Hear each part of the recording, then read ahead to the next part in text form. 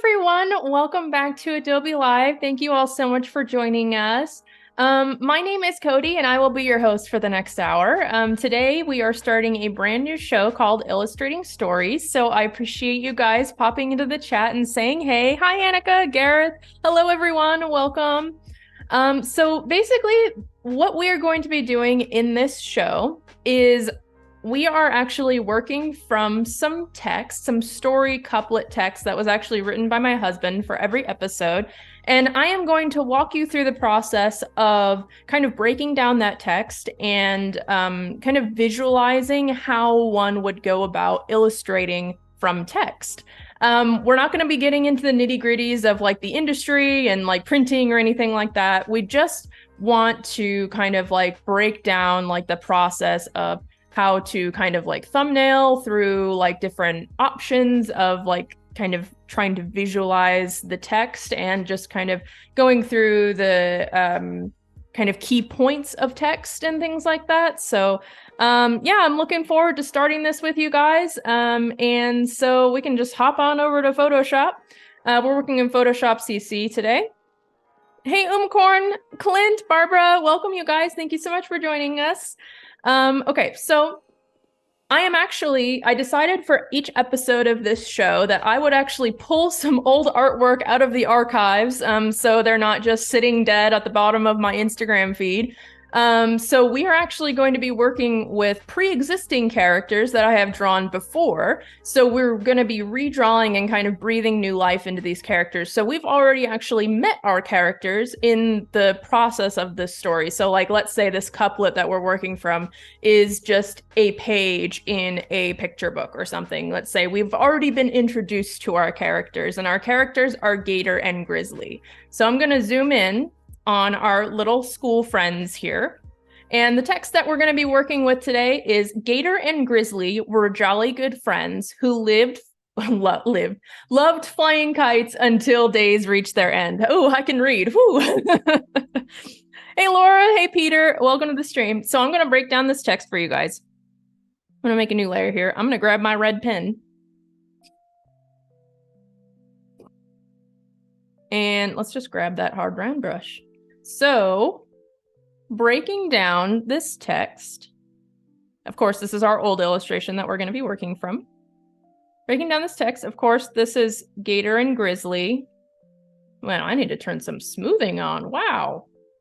My hand is very shaky right now. Okay. So these are our characters.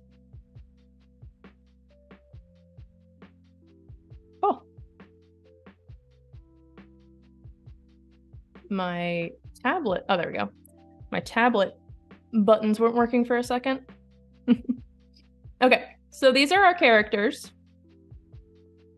So they, of course, most likely need to be in the picture. need to include our characters in here. The cool thing about illustrating from text too is that they can kind of inform each other. So on one hand, if you're, for instance, if you're doing a picture book, the text doesn't necessarily have to explain all of the details. For instance, like in the text that probably introduced our characters, the text probably didn't say that, you know, Grizzly was wearing a teal and white baseball shirt and, you know, Gator was wearing blue boots or anything like that, because the illustration actually informs the text. It shows rather than tells you. So there's certain things that you can kind of just like infer from the text just by looking at, or infer from the image just by like you can infer from each other, the text and the illustration. So there's certain things that you kind of have to just intuit while you're working on what details you want in and what details you want left out. So they were good friends, of course, good friends. So we want to maybe illustrate them having fun together, maybe just like to make it seem like a really fun scene because they're friends and they love flying kites. They love flying kites. So of course we're going to have some kites in the scene as well. until days reach their ends. Now, in this instance, you could include this, or you could not. You know, like you could like do the scene as like a little sunset scene if you really wanted to. Or you could just do it any time of day that you wanted, and then it would just, your brain, again, it's kind of like one of those inferenced things that you kind of like pick up from the text. It doesn't necessarily have to be literal in the illustration. Hey, Megan, welcome to the stream. How are you guys doing? Okay, so now that we've kind of broken down our text, the things that we want in there, I think I am going to be doing the scene at daytime. So we need to have our characters. We need to have them having fun. We need to have kites somewhere in there. And also, you know, they're having fun during the day. Okay, so I'm going to go ahead and get rid of that. And I'm also going to make our reference picture a little bit smaller. We're just going to be bringing these fellas up here really quick. Just going to be using these guys as reference for you guys, and just so you can kind of see what characters we're working with, but also in reference so I can kind of recreate them while I'm sketching too. And I'm thinking that I'm probably like, if I were to, let me bring up my sketch brush here really quick. There we go. Happy HB, love Happy HB. It's one of my favorites, by the way, if you guys are wondering what brush I'm using. Happy HB, Kyle's drawing box from his mega pack. So because Gator is a lot shorter than Grizzly, he comes up to about his nose. Probably gonna put Gator in front.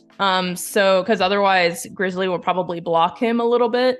So I'm thinking that I kind of have like a visual in my head. I don't know how many of you guys are like that. Like you read text and I mean, I think we all do that, especially like if we're just reading books, especially books that don't have pictures, you kind of just get a visual in your mind about what it might look like. So for me, I'm going to make a new layer here. For me, I'm kind of visualizing maybe, you know, maybe Gator is here. Maybe they're running with their kites.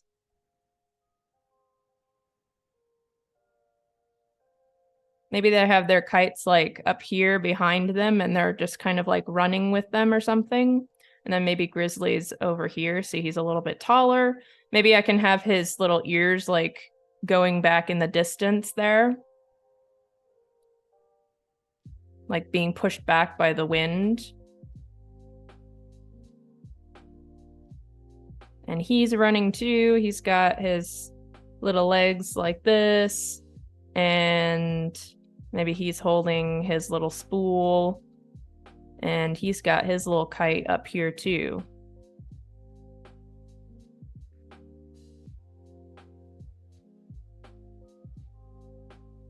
And maybe, of course, we need to give our kites some tails. That's always fun. I also want to ask you guys later in the stream when we get to actually like really drawing it. I wanted to ask your guys' opinion on what kind of kites you want seen, you want drawn in the scene, because I was thinking about just doing like your typical like diamond shaped kite, but I thought it might be fun to do like some really like silly kites if you guys want.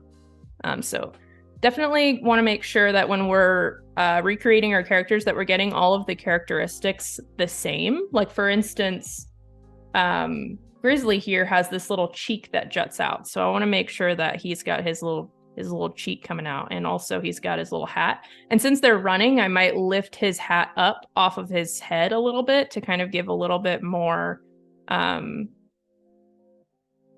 movement in the scene. And also let's not forget Gator's tail. I have a tendency to forget to draw animal tails when I'm drawing my characters. It's usually after I post it on Instagram is when I notice, of course. So I am going to, let's put Grizzly's hand back here, kind of like holding the kite string. Chinese dragon kite. Oh, that would be cool. Okay. So I'm going to move these guys over here. Of course, this is a very, very, very small thumbnail sketch. I'm going to make a new layer, and I'm also going to kind of like just draw a little oval, just like a little handmade oval here.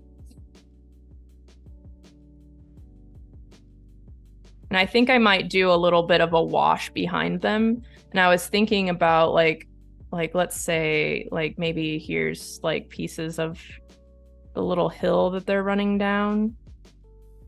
And then maybe just like maybe some like watercolor trees in the background, just like faintly or something. Or maybe we could just do maybe just like a cloud or something. Maybe like there's like a cloud kind of like breaking the edge of this this oval here. That might be fun.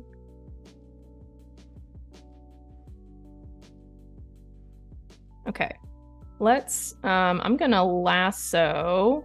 You know what? No, I'm gonna move this over here. There we go.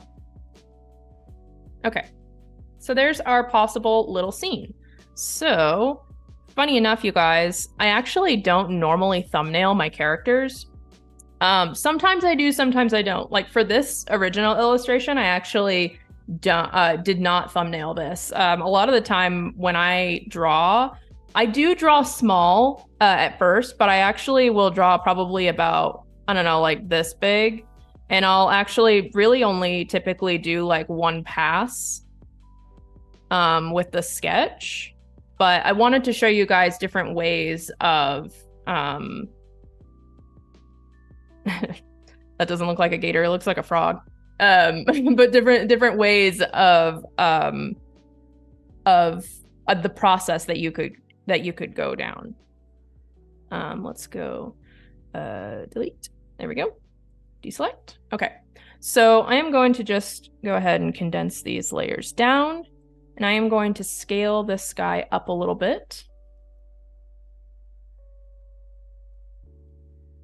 And then I'm going to lower the opacity. Steven says, I do my best proofreading after I hit send. Yeah, you know, sometimes those things they just get past you, you know? Okay. I am going to now do a little bit of a cleaner sketch. I'm not going to actually draw the oval because, like I said, I think I'm going to more so do it as a wash. So it'll kind of just be like a general oval shape, but it's going to be like kind of hand painted. And I also wanted to show you guys another kind of goal that I had with this show is I wanted to show you, for one, the importance of values. I always, in my streams, if you've ever seen my streams before, I always talk about the importance of values, but especially when you're talking about illustration for books, you really want to make sure that your values are good, especially if you plan on having your artwork be black and white. For instance, if you are illustrating for a chapter book, they are typically black and white unless it's like some special edition that's being printed and colored.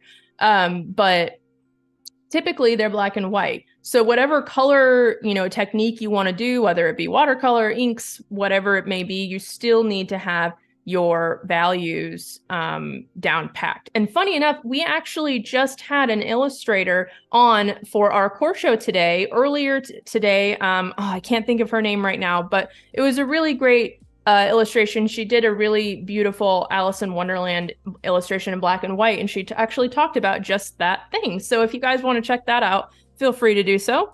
You can catch the replay on our Adobe Live YouTube channel. So I am actually just going to push this cloud down a little bit. I'm going to push it in. I kind of want it breaking that border, but not too much. Not so much so that it's going to distract from our main characters here. Let's actually bring this up a little bit so we can see here. There we go. Okay.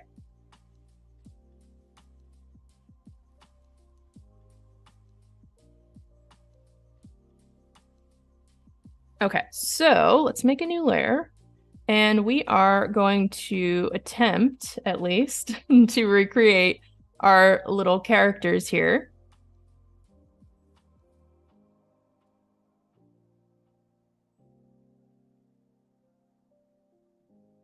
What I've noticed about my own work, at least, is that I'm not always the best at recreating characters that look exactly the same. Oops, I want to make his ears go backwards, actually, to indicate that the wind is pushing them back. I'm not always great at recreating characters, but if they have very defining features, like a specific outfit or something like that, it can kind of be a little bit easier to make it believable. So I'm making his hat kind of stand up.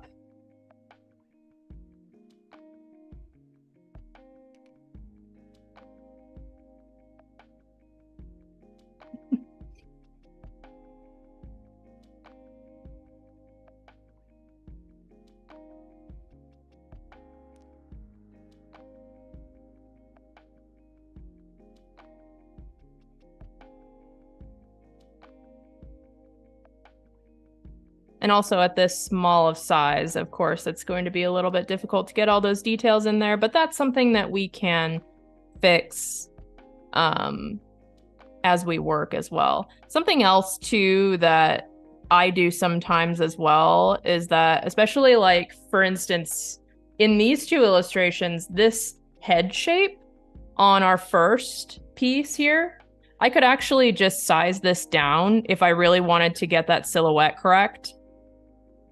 I could just size this down and just trace it. We have it pretty close, to be honest. Because I mean, you know, don't be afraid of tracing your own work. If it helps you move along faster, I mean, you think about all the great, you know, Imagineer animators from back in the old Disney days. They trace their work constantly. So don't be afraid to trace your work if you know, like, don't feel weird about it. Like, you're not, you know, you're not cheating. You already drew it. I do that all the time. Can kind of help get that likeness down if you're struggling with that.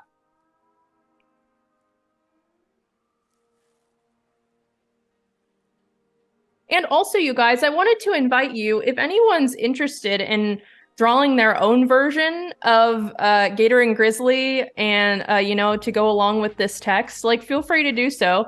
I don't have a hashtag on Instagram or anything, but if you want to, you know, post it and tag me, like, feel free to do so. And also tag Adobe Live as well. Just at Adobe Live and at Codi Bear on Instagram if you guys make any kind of artwork in regards to the stream. Would love to see it.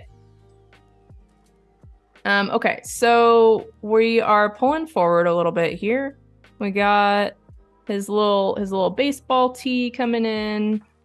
There's this little neckline.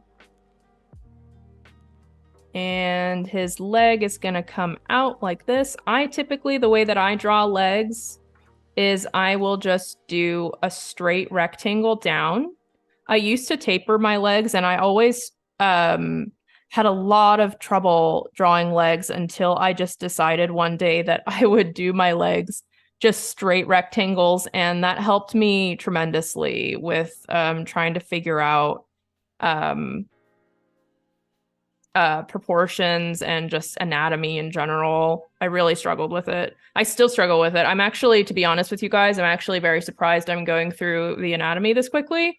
I'm usually very slow at drawing anatomy. And it's something that I really struggle with. I'm not just saying that, I promise you, because I actually like drew another like sketch just in case I wasn't able to do this, but it seems like it's turning out all right.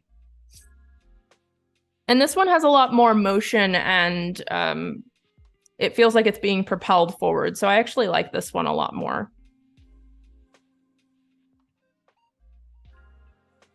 Hey, Addie, welcome to the stream. Thank you so much for joining. I can only hang out for a tiny bit, but I'm but glad I get to watch a bit of you, Cody. Yeah, for sure. So for those of you that are just popping in, we are illustrating from written couplet text that was written by my husband.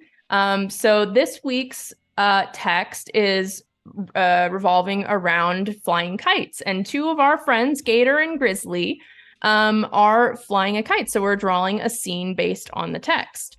So the text is Gator and Grizzly were jolly good friends who loved flying kites until days reached their ends. So we are kind of just like going through the process of kind of figuring out like our composition right now.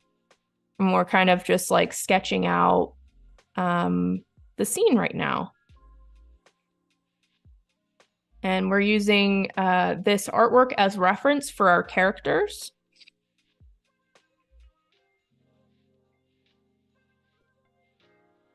Kind of just putting in some details here.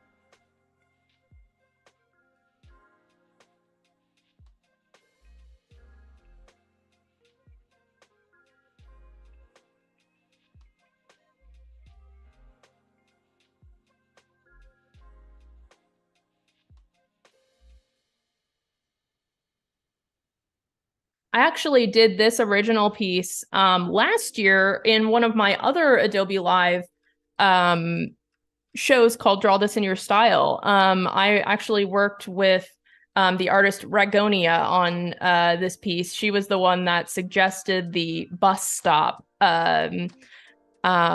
topic. And this is probably one of my favorite ones. This was the first illustration that I ever used like the color dark teal in. And also it was the first one that I've ever used this like mint sagey color in. So this was kind of like a pinnacle, like a little bit of a shift in my color palette. So I really like how the color palette in this one ended up. So because it's different. Like it's same, but it's different than a lot of my other artwork.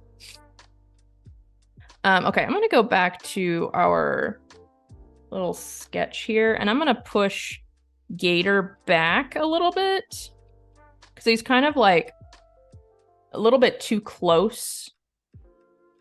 I'm gonna give him a little bit of breathing room here.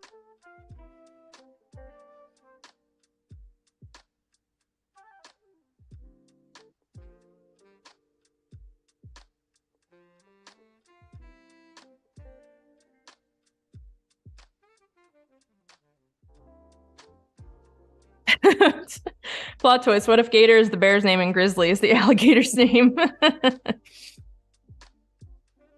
Okay, let's see. So let's going back to the bear, whatever his name may be. We're gonna bring up his little armsy.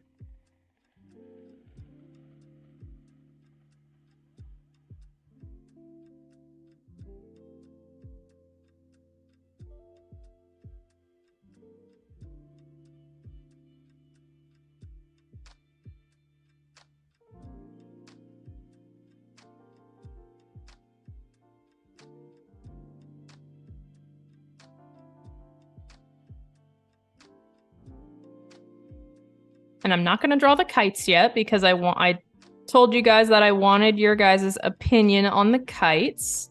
So I'm going to hold off on that for now.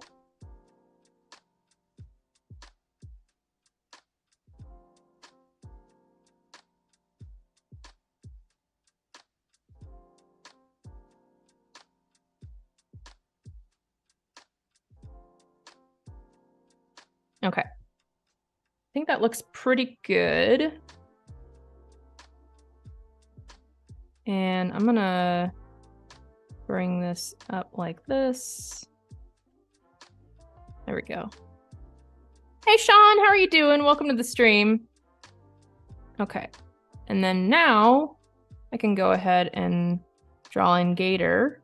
This is also one of the only alligators I've ever drawn.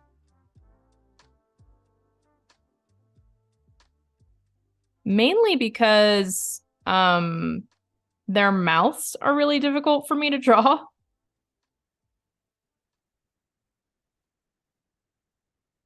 because the majority of the animal characters that I draw have kind of like little muzzles. But you can't really draw a little muzzle for an alligator. But I'm going to try to replicate kind of how I did it in this other illustration. Benny says he's a cute gator. I like his little hands and fingers. His little pointy Kermit, his little Kermit fingers. Little fingies.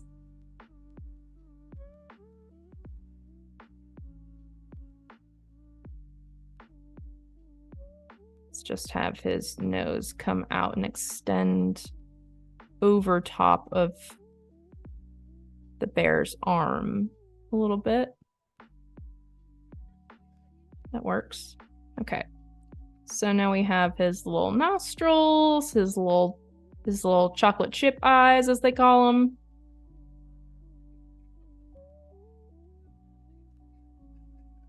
Eyebrows, and let's throw in some teethies.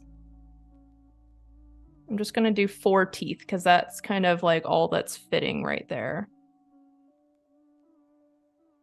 And I'm gonna save my work because I haven't saved this whole time. Don't forget to save your work, everyone. Okay, let's go ahead and put in his little body. Make sure that, like we were talking about earlier,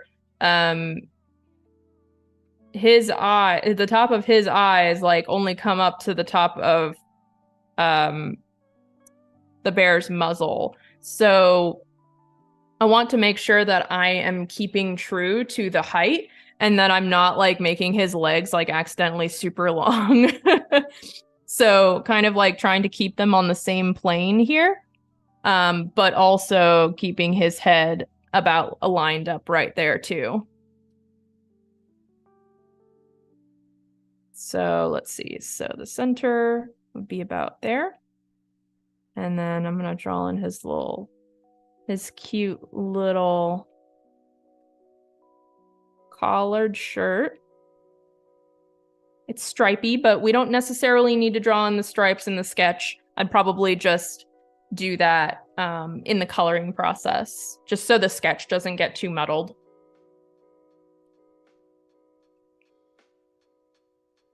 I hope this isn't too small for you guys. I'm going to zoom in a little bit. Okay, so then we have his little pants. So again, making sure that I'm keeping his legs relatively short.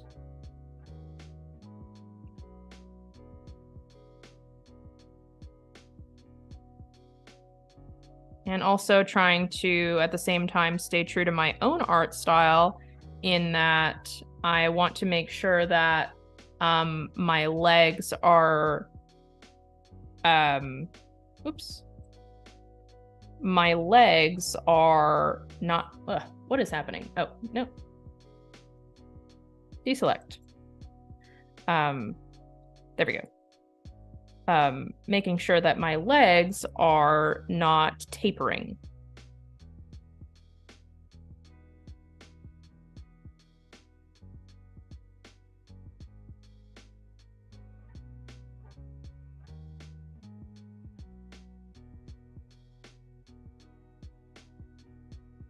And also kind of just checking the width of both legs to make sure that those are similar as well, and also similar to our reference photo as well. So Gator in our reference photo kind of has some thick little legs. So I'm gonna make his legs just a little bit thicker, making sure that we stay true to his character.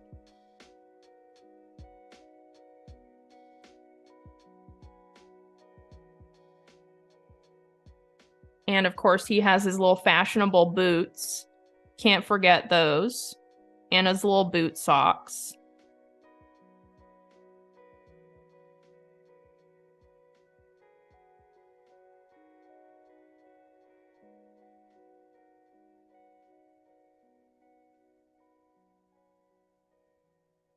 There we go.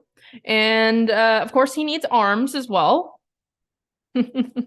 Stocky, sturdy legs. Yes, indeed. Oh, and also let's not forget his tail, as I always do. Put in his little laces there, and let's throw in, I'm just gonna put in a little bit of the tail. I'm gonna make it a little bit shorter, just because we're not looking directly from the side in this view. We're kind of more at it like a 3/4 view.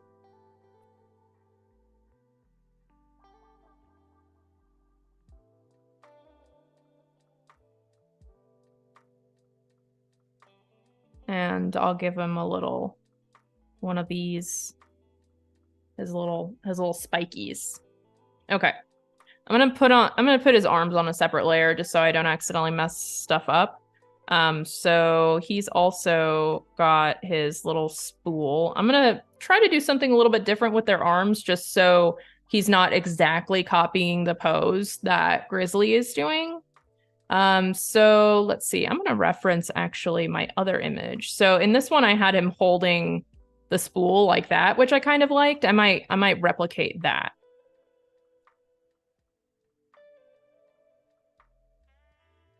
I'm gonna make this smaller.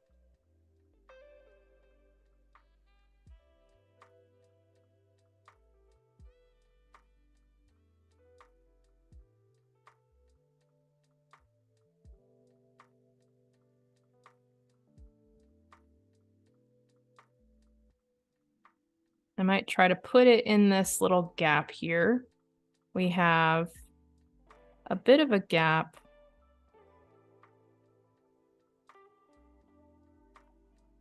And he's holding his little spool like that.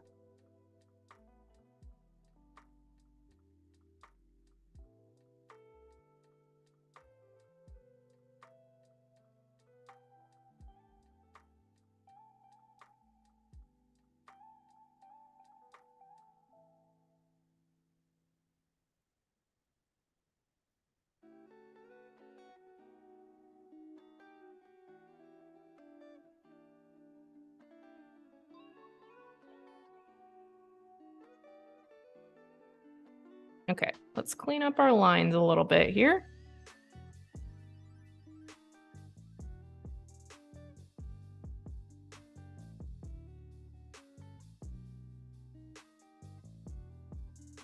And let's throw in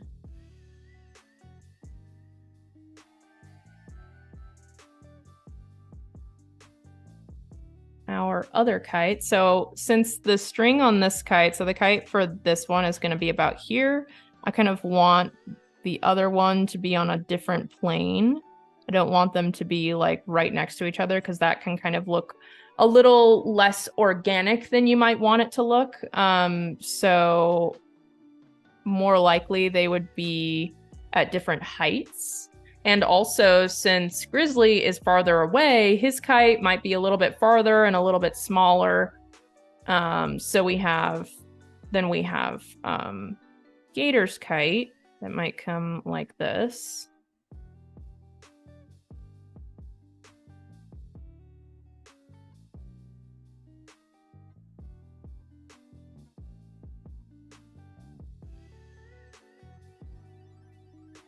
I mean, I'll probably put it just a little bit taller than that.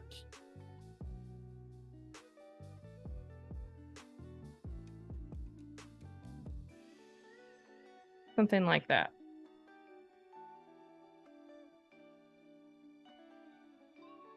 And I think I am going to, for one, I'm going to condense down these layers, but also I am just going to put in your typical diamond kite right here, just so we can have some reference.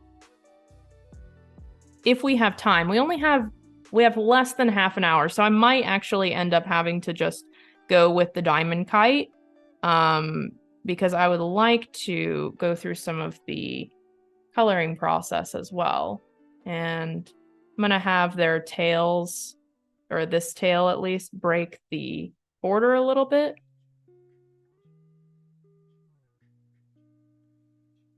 Trying to figure out what works best in this composition here.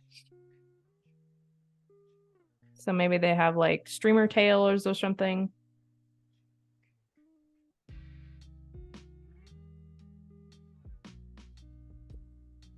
Okay. Let's go over to our clouds and erase part of that cloud there. And okay, so I'm going to scale this guy up now.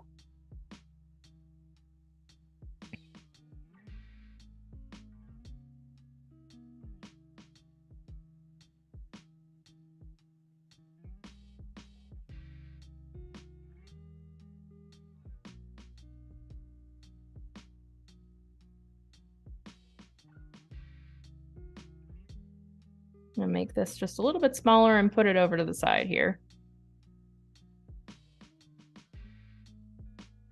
Okay, so in terms of coloring process, we have a few different options that I like to do. If we were doing this in black and white, there's a few different things that I like to do. I lately, for black and white images, have been doing just pencil drawing. Of course, we were already doing pencil drawing. But I also I really have been enjoying, oh, you know what? I just realized I scaled this up without the clouds.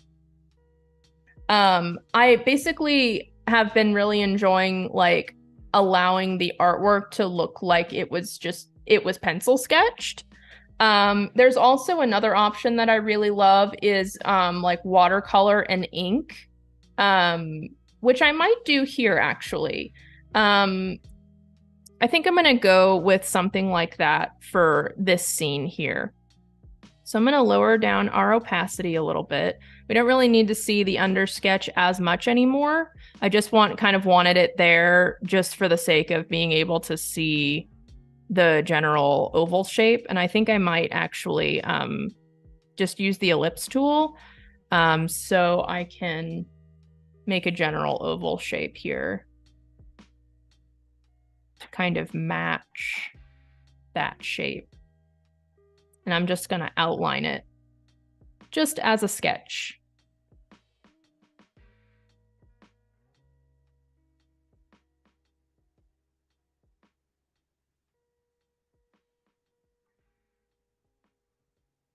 I'm going to lower the opacity. There we go. Now it's a little bit more solidified. Japanese ink brush. I actually haven't used that one before. Let me go into my favorites here really quick. I want to show you guys. So the first Inktober that I ever did, this is actually how I found this technique, was just kind of experimenting for Inktober one year. And I really love, technically, it's Inktober, but I was actually using one of Kyle's watercolor brushes that I use in other areas of my artwork as well, because I was like, oh, well, I know how to use this brush and it works for me. So I'm going to try to do that and just use that as a wash, which is called, that watercolor brush is called Natural Edge Painter 1. I believe I've shown this on my other live streams before. And I actually, of course, if you were getting this printed, you wouldn't be able to do, you would have to do true black and white. But for that Inktober that I did, I actually did a little bit of an off black. It was kind of more of like a brownish black. But again, this is a really good example of how your values are really going to come in handy. So for instance, if I wanted to do a wash of this oval in the background, I want it to be fairly light, because for one, if I do it dark, it's going to look like it's nighttime, especially being in black and white. But also, you kind of want, when you're creating a composition, you kind of want to go by the kind of rule of light on dark or dark on light. So because that allows for contrast. So if you have a light background, your characters are going to be a darker contrast. So, and if you have a dark background, your characters are going to be a lighter contrast. But since we want the artwork to look like it's daytime, the background is going to be fairly light so we can have that silhouette of our characters. So I am actually going to lower the opacity of my brush. And let's just try out and see what this color looks like here.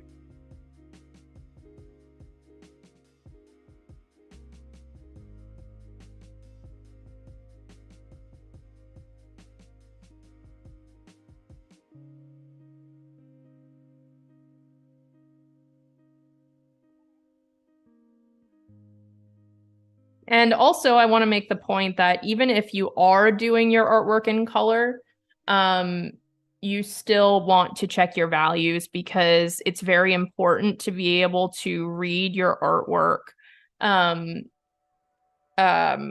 In the sense that, like, if your values are incorrect, then sometimes the colors can vibrate and it can kind of be tough on the reader's eyes. So you want to make sure that even if you're working in color, that you're still checking your values.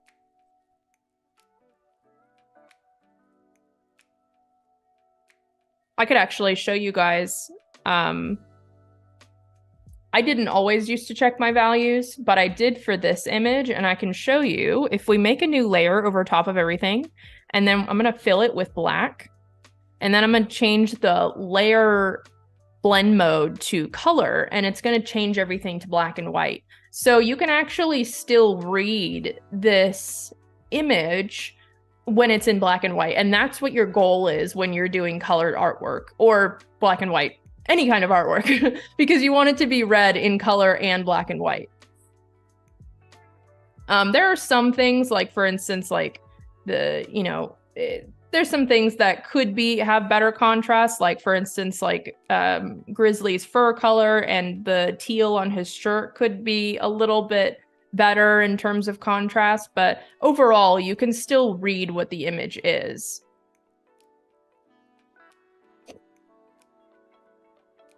So now let's get back to our image that we're working on. We only have 20 minutes left, so hopefully I can get through this.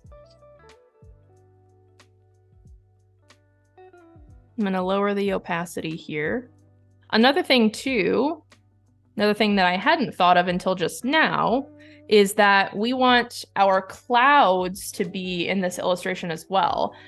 So let's see, how do I want to tackle that? If I could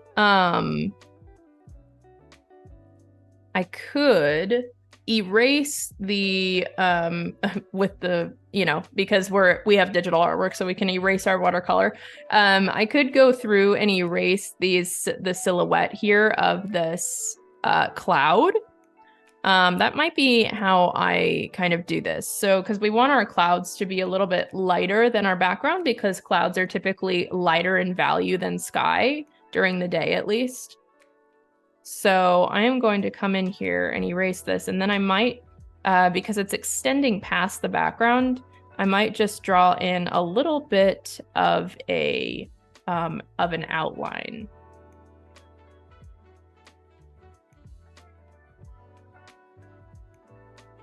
So let's see what that looks like without the sketch on.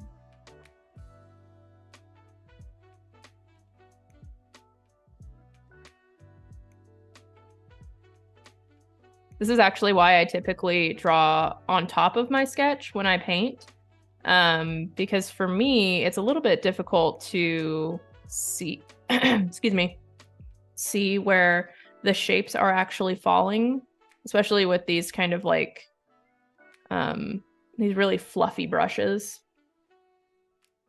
Okay, so now I'm going to come back in here. Let's see, what inking brush was I going to use? I actually don't remember what inking brush I used. I'm gonna try out Annika's suggestion, Japanese ink brush, because I actually don't remember which one. I don't think I have it downloaded. Oh my goodness. Okay, well, we're going to have to, let's see. We got like 15 minutes left. I need to download more of Kyle's newer brushes. I don't know if I have his inking pack downloaded. Maybe that's why.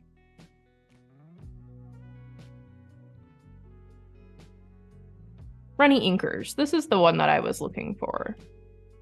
Actually, I think it was Da Doo Doo Run. I think that's the one that I was using. I do like this one a lot. It kind of has like just like a really rough texture.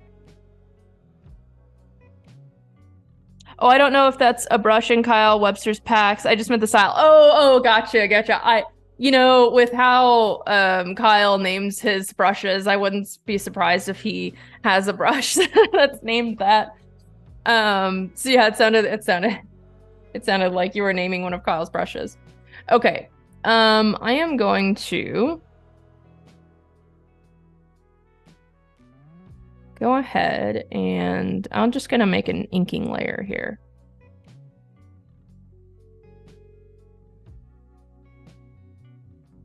And we are just going to ink our little cloud. I'm kind of just breaking up these lines just to make it look a little bit more wispy, you know? Something like that.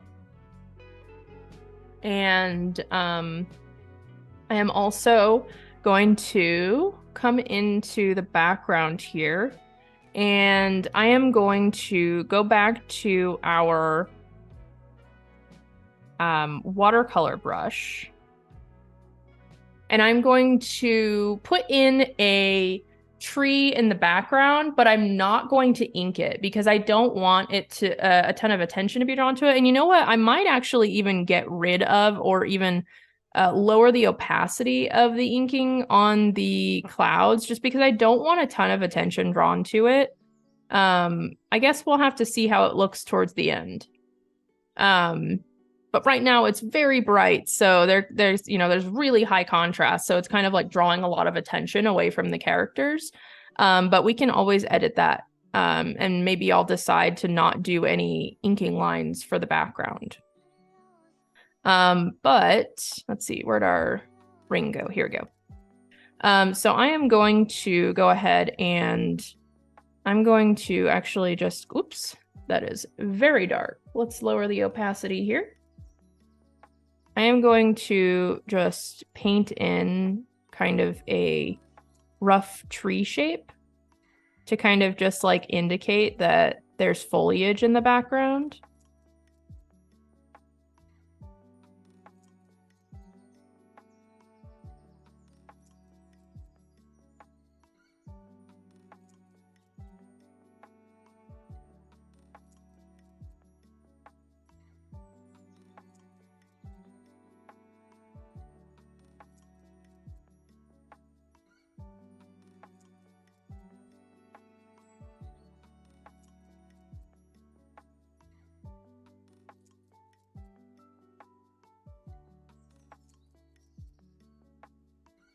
Yeah, I really love this brush. I don't know how it works exactly because I don't know much about brush making, but I love that it kind of like blends into itself while you're using it.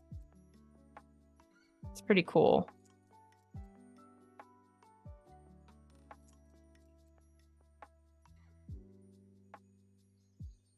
And maybe I'll do, just to kind of balance it out a little bit, maybe I'll do like a little tree / bush over here.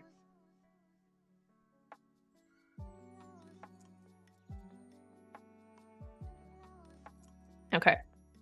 So now what our background looks like is this. So now we have like just a little bit of that tree in the background just to kind of give a little bit of interest, but it's also subtle enough that it's not taking away from our characters. Okay, so now I can go ahead and get rid of that under sketch there. And let's go ahead and work on our values of our characters. So I'm gonna make a new layer and I'm gonna bump up the opacity for Grizzly's fur color because he's one of the darker things in the image.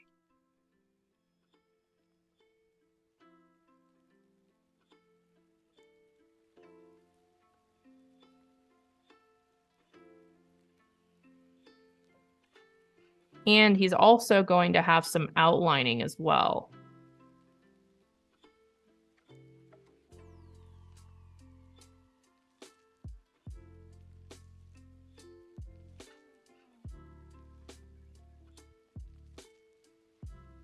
Okay, so I just went ahead and picked up my brush and then I put it back down. And now I'm making like a second pass over on his fur just to make it a little bit darker.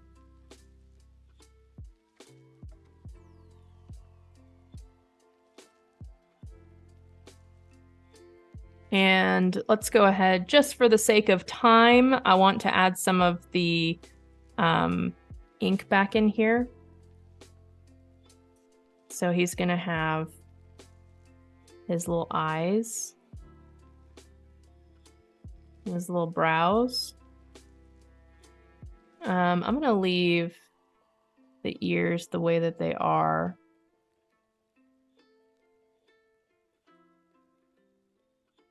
And I'm going to go ahead and come in here and just clean up this edge a little bit.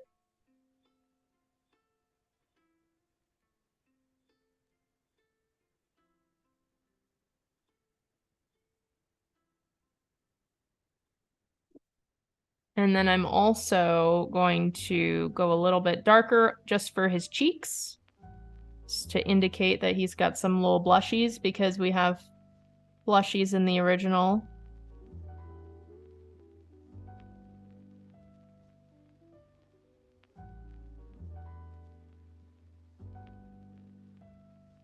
Okay. And just checking what it looks like without the sketch. Looks pretty good, I think. I kind of like the weird wonky edges. It just kind of, I think, gives a little bit of character. And let's see. I want to draw, let's go ahead and ink in just one of the, oops, wrong brush. One of the kites, just so we can kind of get an idea of what that would look like in a finished piece. So I'm going to go back to our inking brush.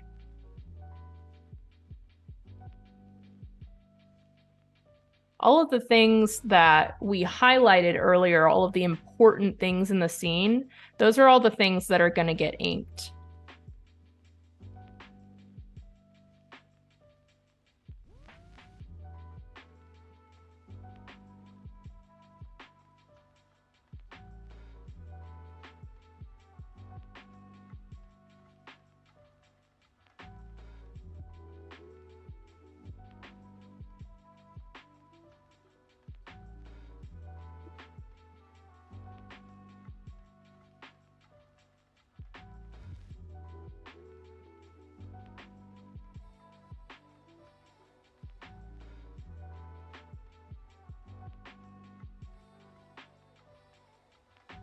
Something like that. And we have our other kite. I know I'm just about out of time.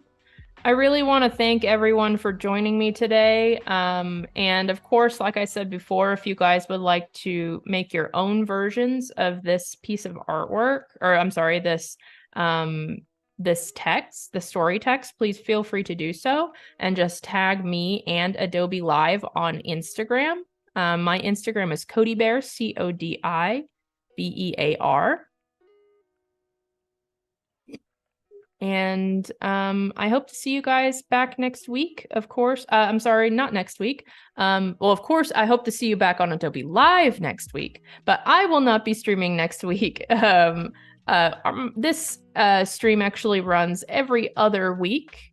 So you'll have to check your calendar. I don't know off the top of my head what that date is, but I will be on every Tuesday, because Tuesdays are our illustration days now. So I will be on every other Tuesday, I'm sorry. Whew.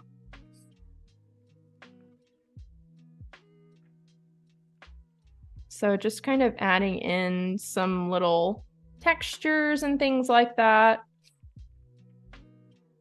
Penny says, makes me want to fly a kite. I have had the song, Let's Go Fly a Kite, from Mary Poppins stuck in my head for days now.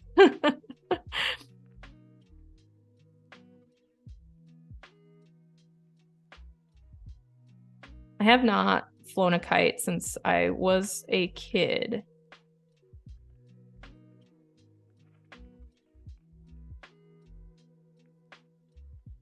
We did not finish, but I think you guys get the idea. I'm turning into Paul Tranny. You get the idea.